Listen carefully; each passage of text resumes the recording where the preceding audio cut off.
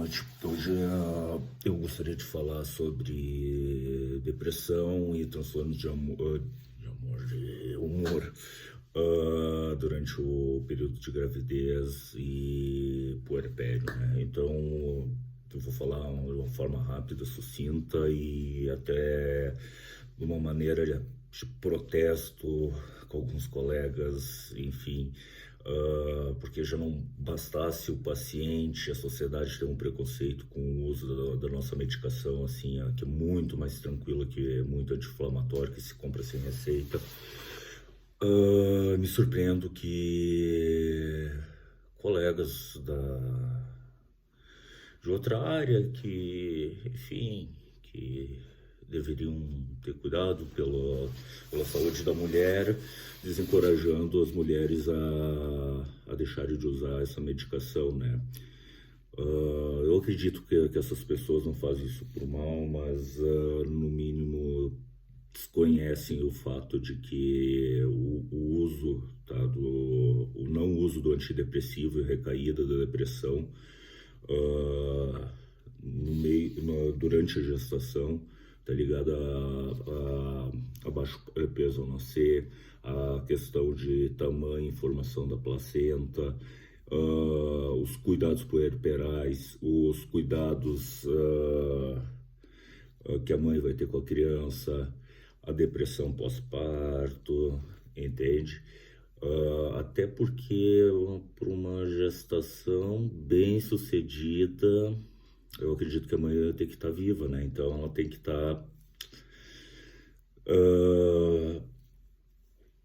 sem risco de suicídio, né? Então eu acho que isso são coisas importantes, né? E até mesmo para a gente não arrumar confusão com os pediatras, né? Enlouquecer os coitados depois com mães que não vão ter força para amamentar, para fazer um holding adequado com a criança, enfim.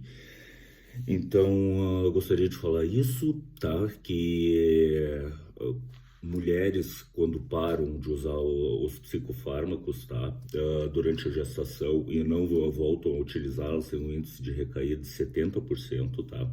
Isso não é pouca coisa, tá? Isso durante a gestação, eu não sei quando isso acontece no pós-parto. Eu acredito que isso aumenta bastante. Então, a gente tem que cuidar com a depressão pós-parto, tá? A mulher tem que ser supervisionada para não fazer nenhuma besteira, muitas vezes, não ter uma psicose, não fazer uma besteira com a criança, questão de aceitação, enfim. E posso garantir, tá, que uma mãe deprimida não vai pegar a criança do mesmo jeito, não vai alimentar a criança do mesmo jeito posteriormente. Quanto à questão da amamentação, agora no sentido eu estou abordando o sentido da fantasia de muita gente deixar de usar certas medicações por causa da amamentação. De repente, a mãe não segue o protocolo recomendado do necessário pelo tempo da OMS, que a gente sabe, vê isso todo dia, que o comprometimento é menor, a criança vai ter um neurodesenvolvimento mais prejudicado, questão da imunidade, tudo isso já é muito batido durante a faculdade de medicina, né? Então, eu gostaria de deixar bem claro, assim, que não é legal e não parar com a medicação durante a gestação, tá? Ela tem que ser revista, tá? E tem que ser um tratamento combinado com psiquiatra e obstetra, entende? Então, existem muitos mitos, assim como existem muitas atualizações, tá? Coisas que eram verdades não são mais, provados por pesquisas muito grandes, extensivas de peso, tá? E a questão de que muitas vezes é a oportunidade durante a gestação também, é a oportunidade da gente ver um agravo na depressão e a gente descobrir uma bipolaridade aí, tá? Porque ela é bem frequente na depressão pós-parto, durante a gestação e bem florida e intensa, né? Então, é algo que tem que ser tratado com a devida importância, né?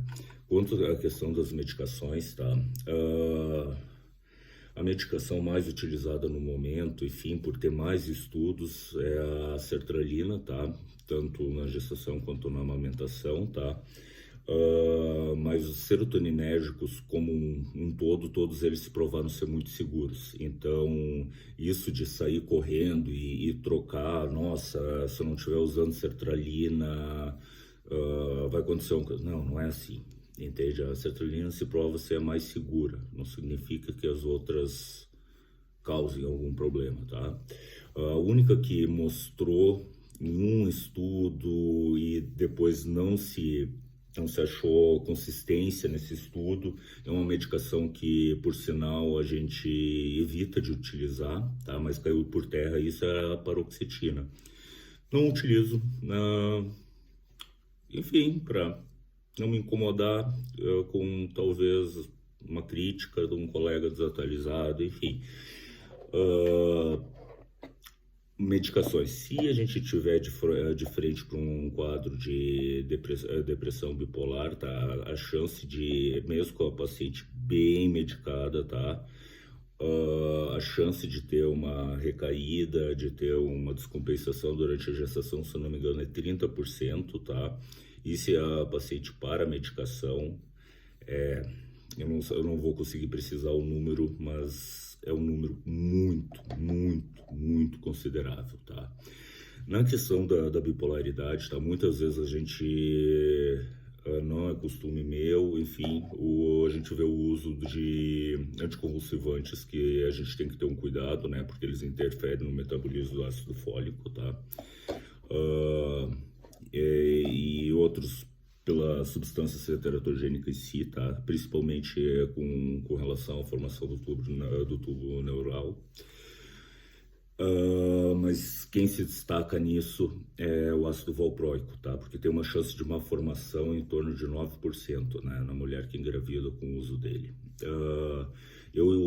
Eu, na minha prática diária, eu evito de utilizar ele em mulheres de idade fértil, a não ser que elas me comprovem que estejam usando DIU ou muito comprometidas com a questão anticoncepcional. Enfim, eu preciso trabalhar com um nível de certeza muito grande para prescrever isso, o que na prática não acontece e eu não faço. Carbamazepina, a gente tem que ter um cuidado, topiramato, também temos que ter um cuidado. A lamotrigina se mostra segura, tá? Quanto à questão dos colegas neuros, né, tem o Etira, né, que também se demonstra um anticonvulsivante mais seguro de uso na gestação, tá? Mas isso já não é da minha área, tá? Questão do uso do lítio, tá? O lítio tá muito controverso, tá? A questão do uso. O que eu posso usar ele de uma maneira geral? Que ele pode ser usado sim, tá? Eu uso muito, tá? E a gente tem que ponderar custo-benefício, tá? Mas é uma medicação que entre o efeito estabilizador do humor vai ter o efeito anti-suicídio, potencialização de antidepressivo, entre outros, antiimpulsividade, que são coisas bem legais para evitar na depressão pós-parto, né? Mas o lítio ele está ligado a uma formação cardíaca que pode dar, muito improvável, tá? Aumenta um pouco, mas ainda esse pouco que aumenta ainda é muito pequeno em relação aos benefícios que ele pode ter, tá? Então, assim, ele pode envolver mais risco dessa malformação no início no primeiro trimestre. No segundo e terceiro semestre a gente tem que fazer um ajuste mais fino, mais espaçado da litemia, tá? Lembrando que por a mulher reter mais líquido, há uma diluição do lítio mais pro final da gestação, tá? Na amamentação também é controverso. Alguns dizem que não seria legal utilizar o lítio em função da amamentação, os rins do nenê ainda não estarem bem formados. Enfim, de novo, ponderar sempre muito bem a questão do custo-benefício, né? Porque lembrando, em última análise, a mãe tem que estar viva. Uma criança humana não é um bezerro que nasce e sai pastando, não. Ela depende da mãe por muito, muito tempo e de forma muito intensiva. Então, bom senso, né, galera? Eu acho que é isso que eu teria que falar. Alguns antipsicóticos que a gente pode utilizar também como antipsicóticos, enfim, alguns com efeito antidepressivo, estabilizadores do humor, também se demonstram seguros, tá? De serem utilizados, tá? Alguns detalhes também na amamentação. Dentro dos serotoninérgicos, a gente pode evitar um pouco a fluoxetina, por ela meia-vida, ou outros medicamentos com meia-vida muito elevada, por ter a questão de fazer a tendência de fazer acumulação da medicação no corpo do bebê, né? Cuidar o uso de benzodiazepínicos, desculpa a palavra, se essa merda foi feita durante a gestação, deixar bem avisado ao pediatra, né? Enfim, são preparados, acredito, para as consequências, enfim, mais imediatas, a abstinência que a criança pode ter, né? E eu acredito que seja isso que eu tenho. Eu acho que é uma fase muito importante, de muito cuidado que a gente tem que ter.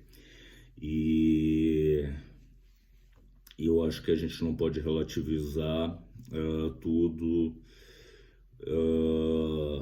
a ponto de dizer para o bem-estar da criança absoluto e geral, principalmente no primeiro trimestre, que não fique sem nada de medicação. Não, peraí, que bem-estar é esse? Entende? Me explica melhor. Sabe? Então, acredito que era isso que eu teria para falar. Boa noite.